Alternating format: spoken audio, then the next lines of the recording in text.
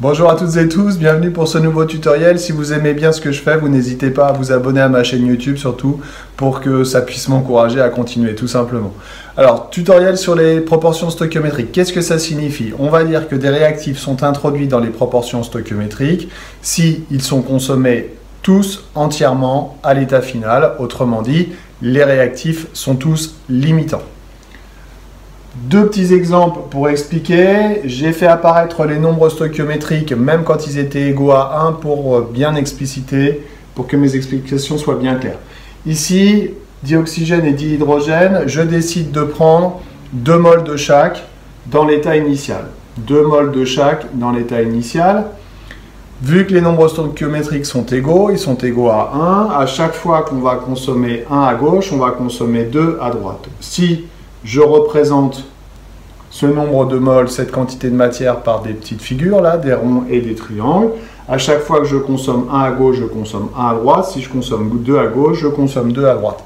Autrement dit, les deux réactifs sont limitants et on va être dans les proportions stoichiométriques.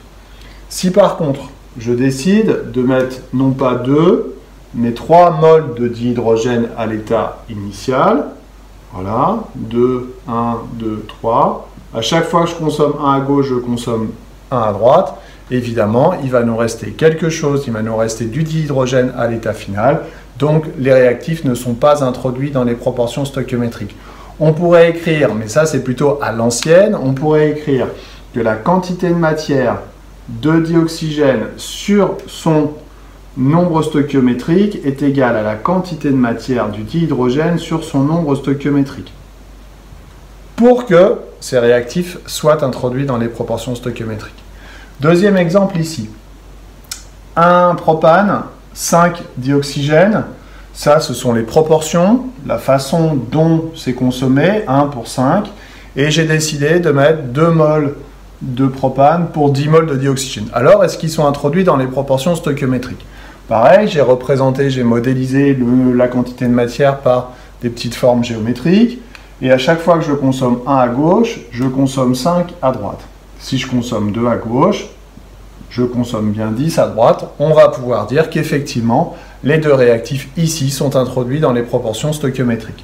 Si j'avais mis non pas 10, mais 11, il resterait un carré à l'état final. Et à ce moment-là, les réactifs ne sont pas introduits dans les proportions stoichiométriques. De la même manière qu'à côté, on pourrait dire que pour que les réactifs ici soient introduits dans les proportions stoichiométriques, il faut que N propane sur son nombre stoichiométrique est égal à N dioxygène sur son nombre stoichiométrique. D'une manière générale, on va pouvoir dire que la quantité de matière du réactif A sur son nombre stoichiométrique est égale à la quantité de matière du réactif B sur son nombre stoichiométrique. Voilà la relation pour que les réactifs soient introduits dans les proportions stoichiométriques. C'est une relation qu'on utilise beaucoup moins en ce moment, mais qui peut être utile dans certains cas. Je vous dis à bientôt à l'MTD vite fait. Bye bye.